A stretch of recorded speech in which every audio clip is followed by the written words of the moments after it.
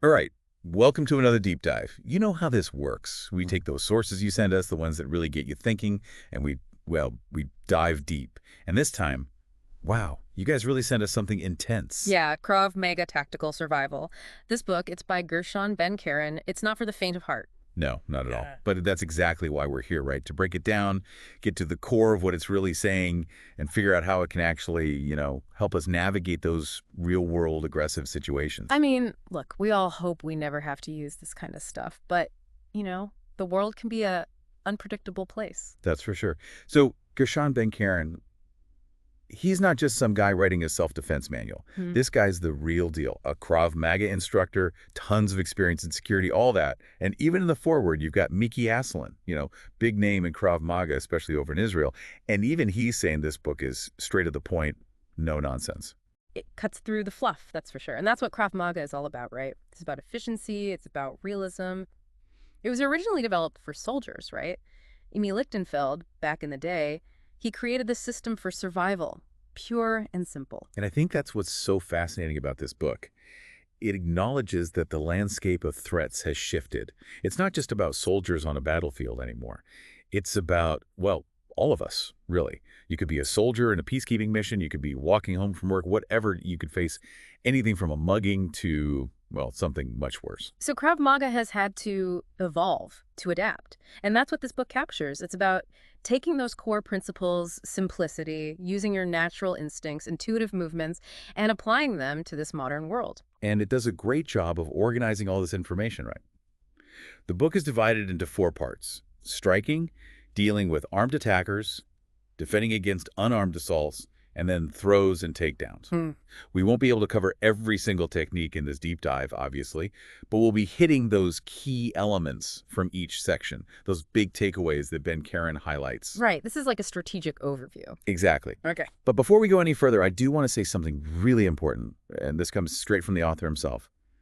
Practicing any of this stuff, any self-defense technique, it comes with risks, right? Risk to yourself, risks to others. 100%. The book is super clear about this. It says, find qualified instructors, get proper training, and always, always consult a doctor before you start any kind of martial arts or intense physical activity. It's about safety first, always. This book, it's knowledge, it's principles, but turning that into actual skill, that takes hands-on instruction, guidance from someone who knows what they're doing. Okay, good. Now, disclaimer aside, let's dive in, shall we? Let's do it. So the first part of the book, it focuses on striking. And one of the things that immediately jumped out at me was this whole discussion about hitting the human head. It's not as straightforward as you might think. Yeah, it's not like hitting a punching bag. You're not hitting a flat surface. You're right. Ben Keren, he explains that the head, it's an irregular shape, it's curved, and if you throw a bare-knuckle punch straight on your fist, it can glance off, it can roll off. Plus, the head moves. It's not a stationary target, so even as you're making contact, it can shift. And that reduces the force of your strike. So the takeaway here is positioning. The book really stresses that if you can adjust your angle, even a little bit, to target a flatter part of the face, you're going to deliver a much more powerful punch. Like aiming for the jaw, for instance. But in a real fight, things are chaotic. You're not always going to have time to set up the perfect shot. Exactly. So that's where having those alternative striking tools comes in. When you can't land that ideal punch, you need other methods that work against, those weird angles, those less than ideal targets. And the book, it dives right into some of those techniques. The first one, well, it's pretty intense. It's the thumb strike to the eyes. Yeah, that one's brutal. But it's effective, it's designed to be immediately disruptive, and it doesn't require a ton of power or perfect balance, which is crucial in those first few moments of an attack. So how does it work? You basically have your palm facing their face, thumb extended, and you drive that thumb straight into the eye socket as hard as you can. No holding back, huh? No holding back. The book is very clear about that. Hesitation can get you hurt. And the effects, they're pretty immediate, right? The book talks about how this kind of pain, it bypasses those normal pain responses that adrenaline kicks in. Plus, you've got the immediate vision disruption, watering eyes, temporary blindness. It makes it really hard for the attacker to keep going. It's about creating that window, that opportunity to either escape or follow up with another attack. Okay, so that's the thumb strike. What else do we have? Well, the book then goes into palm heel strikes, targeting the nose or the chin. These seem a bit more, well, versatile, right? Yeah, definitely. They've got different applications. So a rigid palm heel strike to the face, it might not have the same knockout power as a fist, but it's a lot less likely to break the bones in your hand. That makes sense. I've heard stories about, people breaking their hands in fights. It happens. And then you've got the palm heel strike to the chin. That one's interesting because it can really disrupt balance, snap the head back, and that opens up possibilities for follow-up strikes. Okay, so you're using it to set up something else. Exactly. The book also talks about a less rigid palm heel, more of a snapping motion. That's useful for just getting a hand into the attacker's face, obscuring their vision, even if you don't make direct contact with the eyes. It's about disrupting their focus. Okay, that's pretty clever. Now, what about the throat? That seems like an incredibly vulnerable area. It is, and the book talks about the cradle strike to the throat. It's a brutal technique, but again, the point is to be effective. And unlike the eyes, you can't really move your throat out of the way, right? Right. No matter which way the head turns, the throat is there. And the effects, well, they can be devastating. You've got shock, intense pain, potential for serious trauma, tracheal collapse, difficulty breathing, and even the swelling that follows the strike can make it hard to breathe. Okay, so it's definitely a high-impact target. Now, on the defensive side, what can you do to protect your throat? Well, something as simple as keeping your chin tucked can make a difference. It gives you some protection for the throat, and it also makes you a less appealing target for a headbutt. Makes sense. Mm-hmm. So we've got these initial strikes. What's the strategy here? Well, the book talks about using those initial strikes, like the thumb strike to the eyes, as a way to, set up more powerful follow-up attacks. Okay, so disruption followed by damage. Exactly. And another tactic is to just overwhelm the attacker with a barrage of strikes. Keep them on the defensive, keep them moving backward, and it limits their ability to launch their own attack. So you're seizing the initiative, right? You're not letting them recover. Exactly.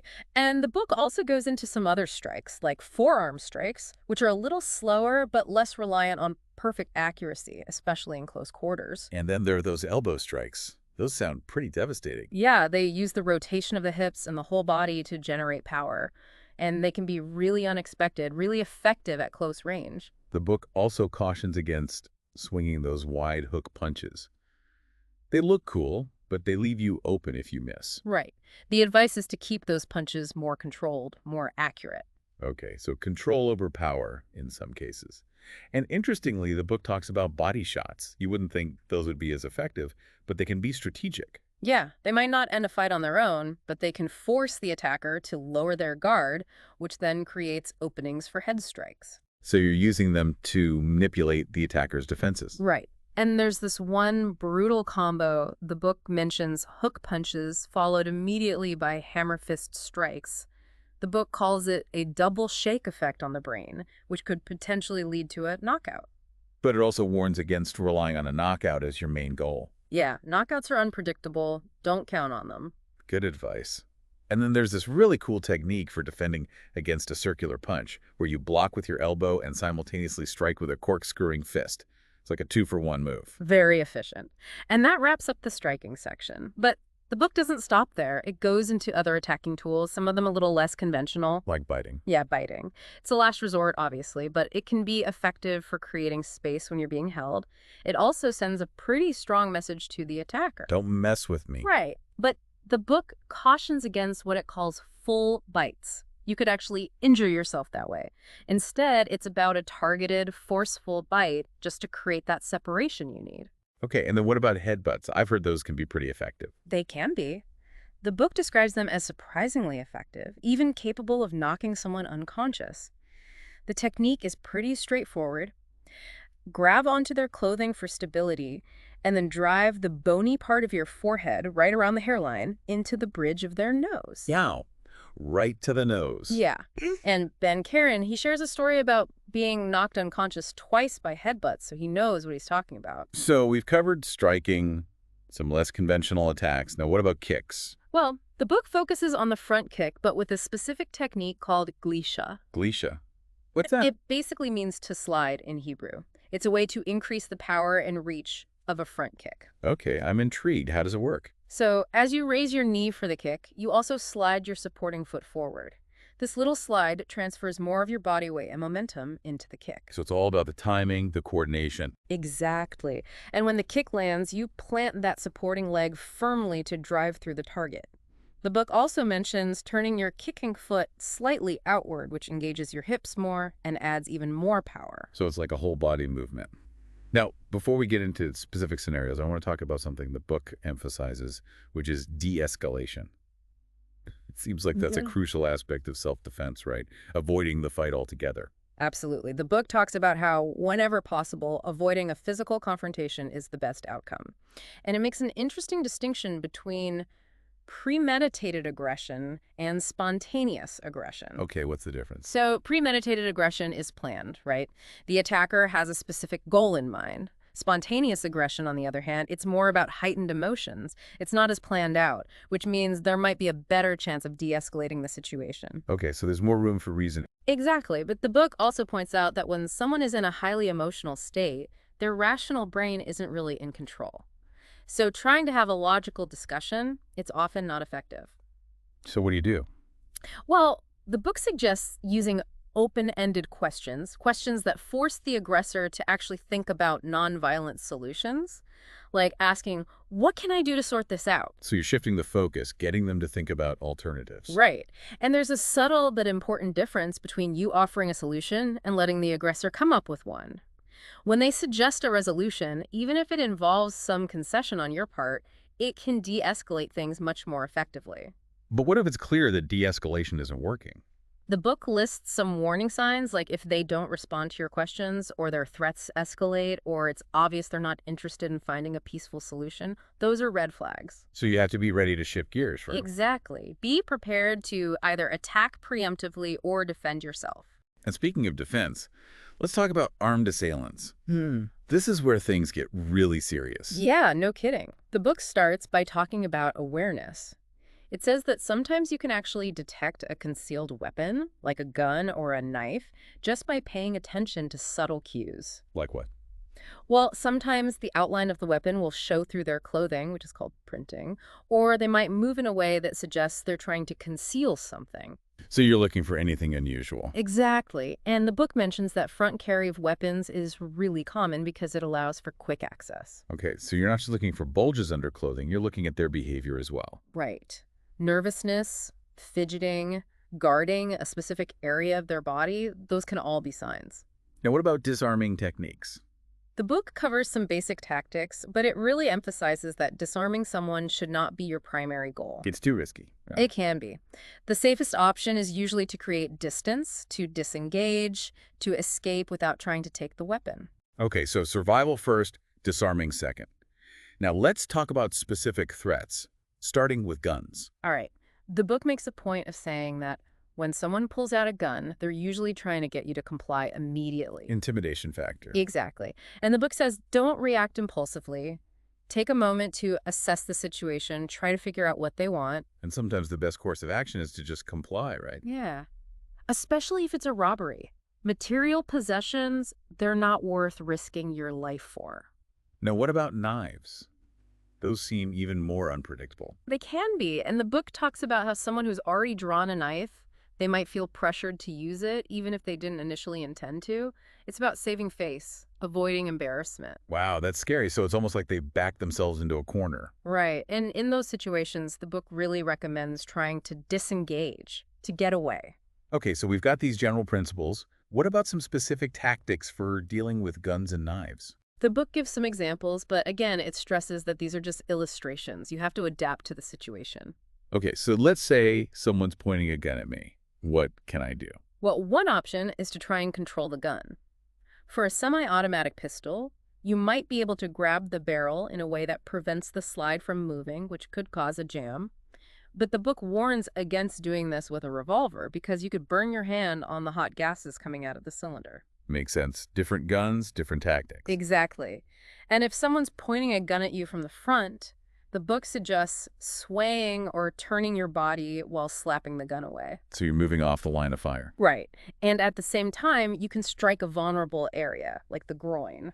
Okay, now let's say I'm in a parking lot, which honestly seems like a common place for these kinds of things to happen. Mm-hmm. What can I do to stay safe? Well, the book gives some really practical advice. First, always back into parking spaces Why is that? because it creates a protected zone with your car door and it makes it much easier to get away quickly if you need to.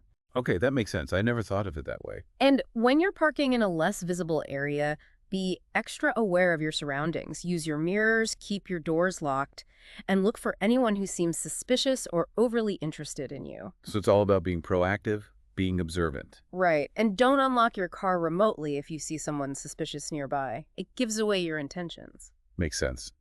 Now, what about specific threats in a parking lot? Well, one scenario is the classic trunk mugging. Someone forces you to open your trunk at gunpoint. In that case, the book says compliance is usually the safest option. Just give them what they want. Okay, so don't fight over possessions. Exactly. But if it's a more serious threat, like a knife abduction attempt, the book outlines a more aggressive defense. You basically want to slap the weapon hand away, move to the side and behind the attacker, and then potentially go for a rear naked choke while they're distracted. Okay, so you're taking advantage of the moment they're focused on something else. Right. And if someone has a knife to your neck, the priority is to break their grip, create an opening, and then either escape or attack. And what about disarming someone with a knife?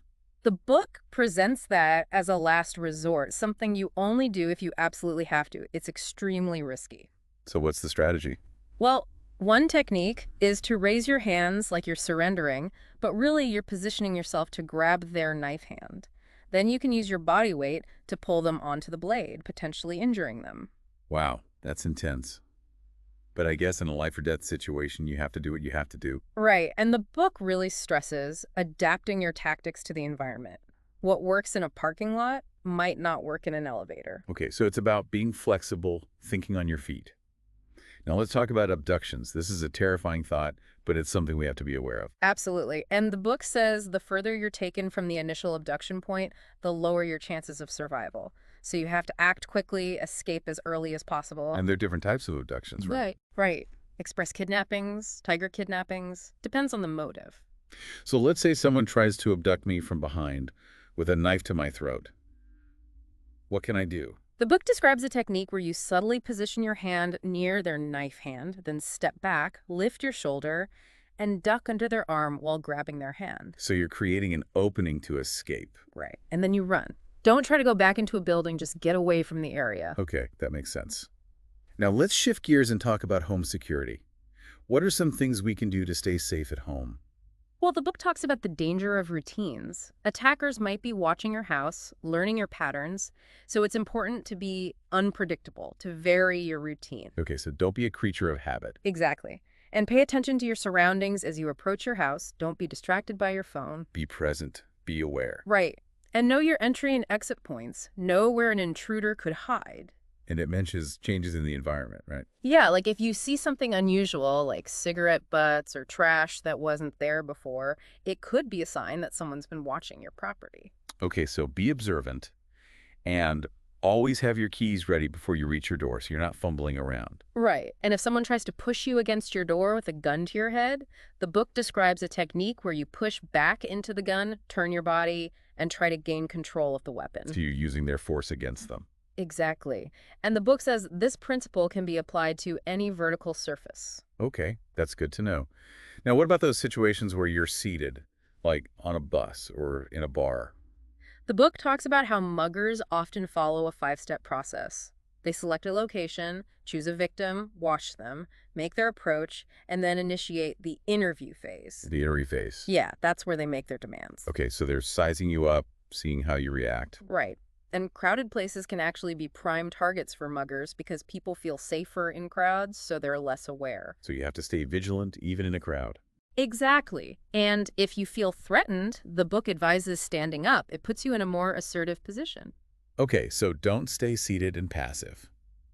And what if someone pulls a gun on you while you're seated? The book describes a technique where you grab the gun, use the barrel to strike them, and then follow up with hammer fist strikes using the barrel as an extension of your fist. So you're turning their weapon against them. Right. It's a bold move, but it could save your life. Now let's talk about improvised weapons. The book has some really interesting ideas here. Yeah, it does, like using a newspaper. You can use it as a makeshift mask to obscure the attacker's face, then grab their head and deliver knee strikes to the groin or stomach. So you're using it for both defense and offense. Exactly. And if you can't use it as a mask, you can drive it into their face to blind them momentarily. Okay, that's pretty clever.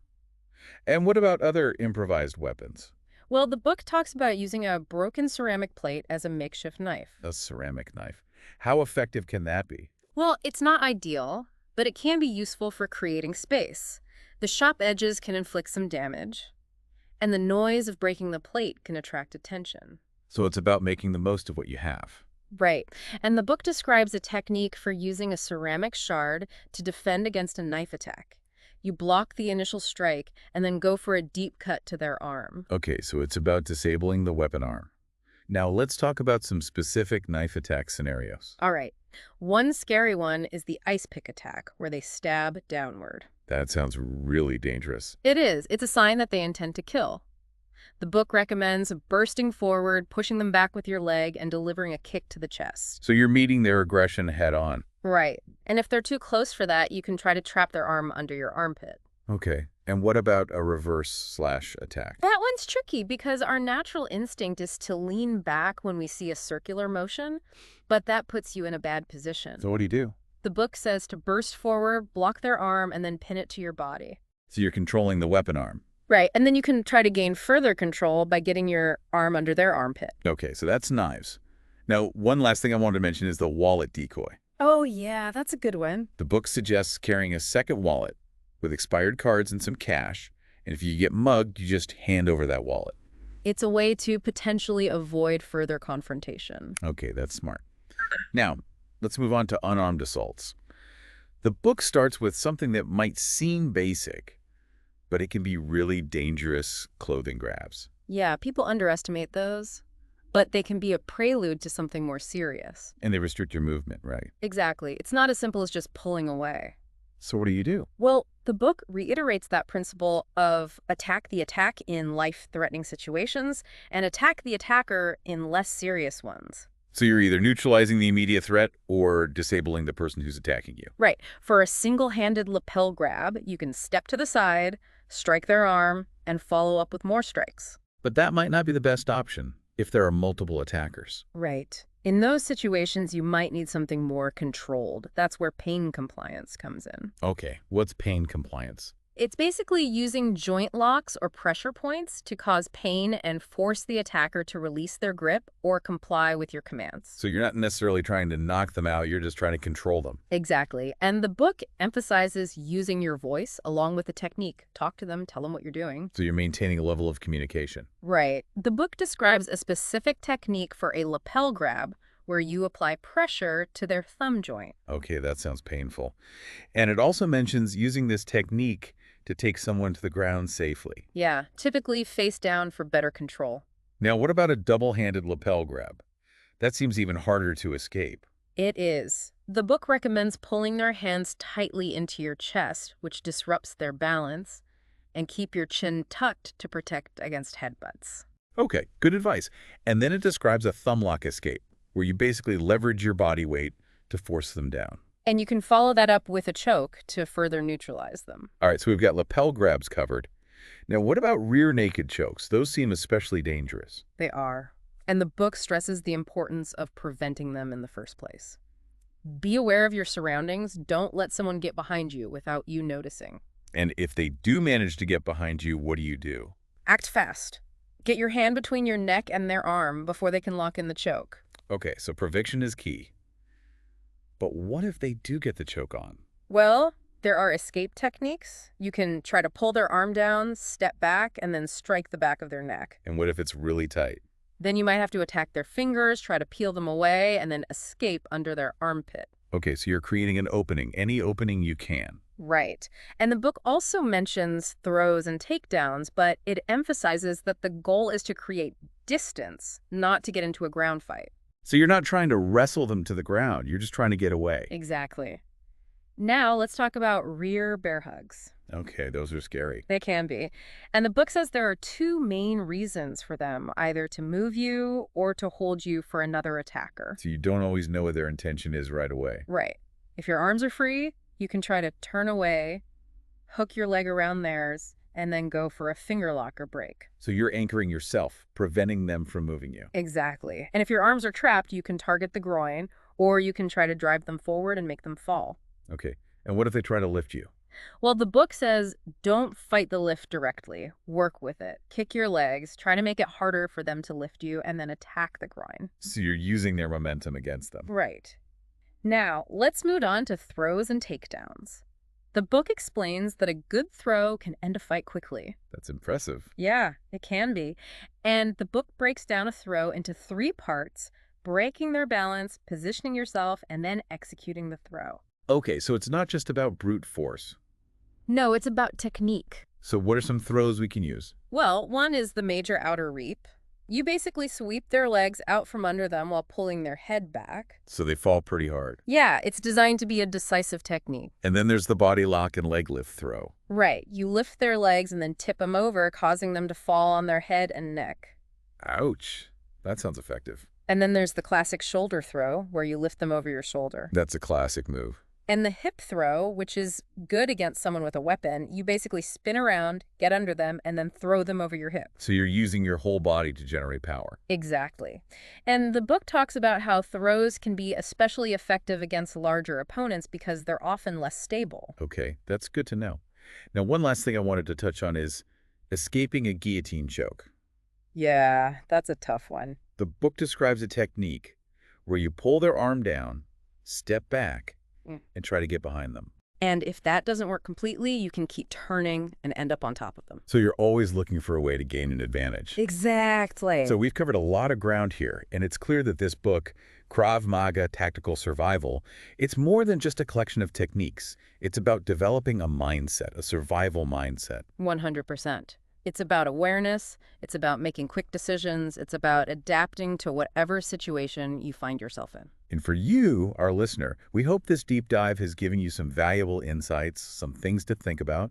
Maybe it's sparked an interest in learning more about Krav Maga or other self-defense systems. And here's something to consider. In a world where threats can come from anywhere, at any time, the ability to not just react, but to truly understand violence, to recognize the signs, to de-escalate when possible, and to act decisively when necessary, that might be the most important skill you can develop.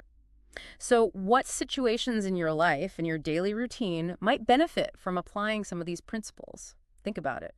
Stay safe out there.